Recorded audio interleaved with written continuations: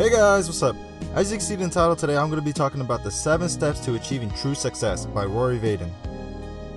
Okay, so imagine this. You walk into the mall or whatever department store you like going to, and you have a choice between choosing the escalators or stairs in order to get to your favorite store. If you're like 95% of the world, you probably chose the escalators. So you might say, what's the big deal? Or why would I go through the trouble of going upstairs when obviously there's an easier way that takes less effort and energy? But that's exactly the problem. In our modern culture, we live in a get rich quick or lose weight fast world where we want everything now but don't want to put any actual work, and we look for shortcuts in everything we do. And the sad part is that all of us want to be successful, but we all want to look for the easy way. What we lack is discipline. Albert Gray once said, "Successful people form habits that failures don't like doing." And it's true. It's our habits that mold us who we become. And our success isn't based on big decisions. It's based on the total of small decisions you make on a daily basis. Sacrifice. When a storm is coming, cows attempt to outrun it, but ultimately they end up running along with it, versus how a buffalo handles the situation. They run towards the storm, symbolically meaning they face their problems head to head, instead of taking the coward's way out. Most of the time, we make decisions based on what we feel or see at the moment. Like drugs, people feel good in the short term, but in the long term it leads to strings of negativity. It's a matter of choice rather than circumstance. You are in control. Commitment. Let's be honest, the more we have invested in something or someone, it's harder to let go, especially when it involves emotions.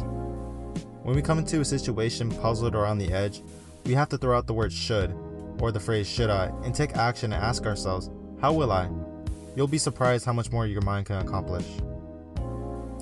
Rory was on vacation in Jamaica, and the first day upon arrival it was raining, and that quickly brought down his mood. He asked the cab driver, "Is it supposed to rain all week?"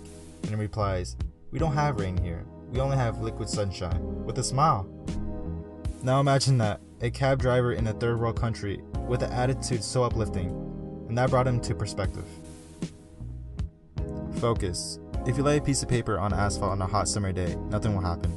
But add a magnifying glass between the paper and the sun and it'll catch on fire. Before we create anything physical in this world, it must be conceived in our mental world. Our focus is our power. We must minimize distractions to avoid becoming mediocre. Integrity. If you think it, you speak it, you act it, it happens. You decide your own definition of moral. But in the end of the day, your words do stick. Make sure whatever's coming out of your mouth is the absolute best you got. Because in this world, appreciation and compliments are unexpected and scarce. Brevity is the essence of wisdom, and when the real leader speaks, people listen.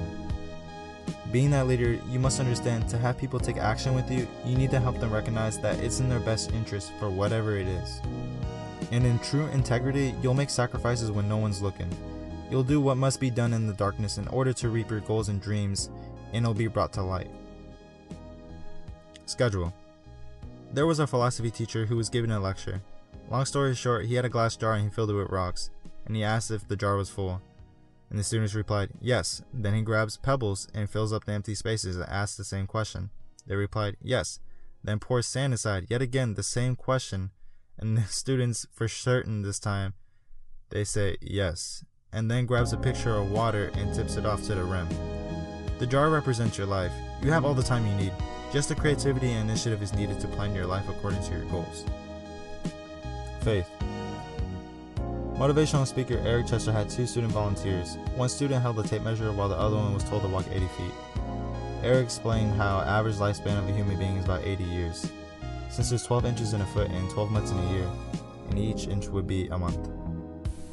He goes on to explain whatever sacrifices we're making in a 5-year span, it's small in comparison to the visual representation he gave us. In a bad day, not even visible. If you get beat down, get up. You have the rest of your life ahead of you. Action. It doesn't matter what we say or believe in. Our real beliefs are seen by the way we act.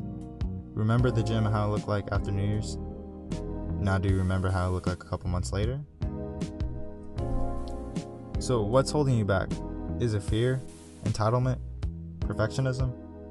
Fear is false evidence appearing real. Only real way to get through it is by taking action. And reject entitlement. It'll only give you an excuse why you didn't do this or that, or how you thought someone else was going to take care of all your problems. And don't wait for everything to be perfect. Make your move and perfect it.